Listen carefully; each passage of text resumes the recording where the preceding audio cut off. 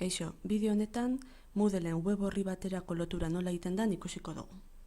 Horretarako baliabideak gehitura gatoz eta fitxategi edo webgune batera lotu.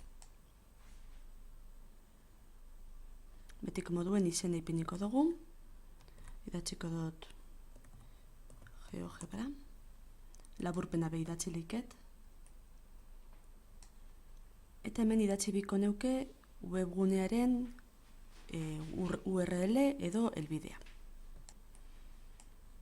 Eta nik Manuel Sadaren webguneren helbide ipini dut. Gero aukeratu dezaket leiho berean agertzie edo leiho barri baten. Leiho barri baten ipiniko dut. Eta azkenien gorde eta bueltatu ikastarora. Eta ikusten duzu berton agertu jakula. Zabalduko dugu, ikusteko zelan geratu den, leiho barri bat ireki da, eta bertan dekogu Manuel Sadaren orrialdea.